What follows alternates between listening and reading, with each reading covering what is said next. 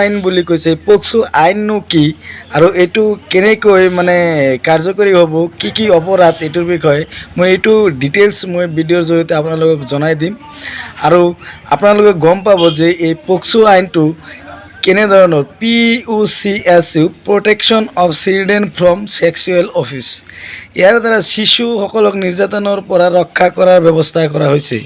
কি 2012 চনত প্ৰণয়ন হোৱা POCSO protection of children from sexual অফিচৰ দ্বাৰা শিশুসকলক নিৰ্যাতনৰ পৰা ৰক্ষা কৰাৰ ব্যৱস্থা কৰা হৈছে।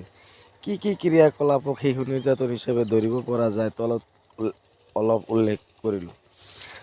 এনেকুৱা মানে যিটো পস্কো আইন protection of children from sexual offence এইটোৰ অধীনত কি মানে উল্লেখ কৰিব পাৰি শিশু নিৰ্যাতনৰ ধৰিব পৰা যায় সেইটো ইয়াতে উল্লেখ কৰিছে চাব।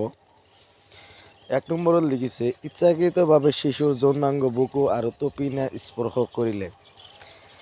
তাৰপিছত 2 নম্বৰ লিখিছে শিশুৰ মুখ যোনি বা পায়ত ব্যক্তিজনৰ শৰীৰত কোনো অংগ বা অন্য কোনো বস্তু প্ৰৱেশ কৰালে।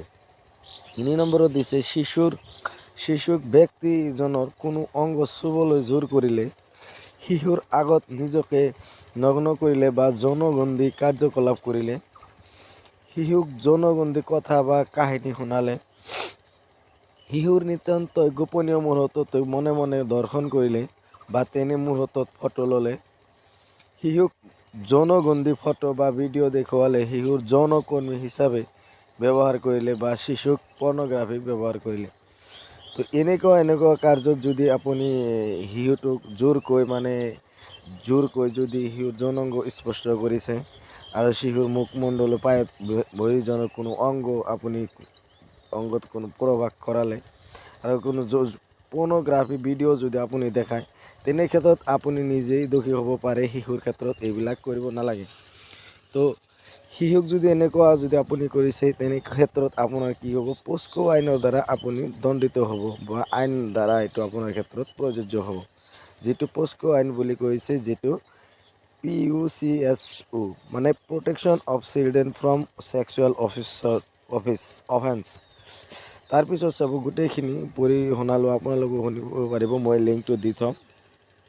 আমি জানি থোৱা উচিত যে বাল্য বিবাহকো এক প্ৰকাৰৰ শিশু নিৰ্যাতন উদাহৰণ।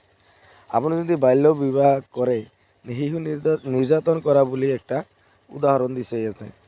অলপতে বিতৰ্কত স্থান পোৱা অসমৰ শিল্পী এজনৰ ভিডিঅ' এটা চাই শিল্পীজনৰ ছাপোৰ্টত বহুতো কোৱা শুনিছিলোঁ যে সেয়া পিতৃতুল্য মৰম, কিন্তু মাজতে দিল্লী হাইকোৰ্টে আইনখনৰ অধীনত সিও এটি নিজৰ পিতৃকো দোষী বিবেচিত কৰি শাস্তি প্ৰদান কৰিছিল। গতিকে পিতৃতুল্য দূৰৰ কথা, পিতৃও দোষী বিবেচিত হ'ব পাৰে যদিও পিতৃয়ে উপৰোক্ত কামবোৰ কোনোবা এটা কৰে।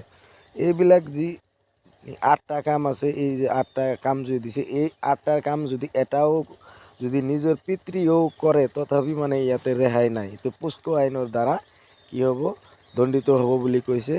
এই 8টা কাম পিতৃয়েও কৰিব নোৱাৰে, বেলেগতো দূৰৰ কথা, যিবিলাক মানে বিয়া পাতি আনিছে শিশুসকলক 14 বছৰ তলত বা 18 বছৰ তলত যিবিলাক বিয়া পাতিছে তেওঁলোকে যদি এনেকুৱা এটা কাম কৰে, এই 1ৰ পৰা 8লৈকে এই যিকেইটা নিয়ম আছে, তেওঁলোকে এই 8টাৰ ভিতৰত এটা কাম কৰিলে কি কৰিব, পস্কো আইনৰ অধীনত তাক গ্ৰেপ্তাৰ কৰা হ'ব আৰু আইনটো লগাই দিয়া হ'ব তাৰ অধীনত।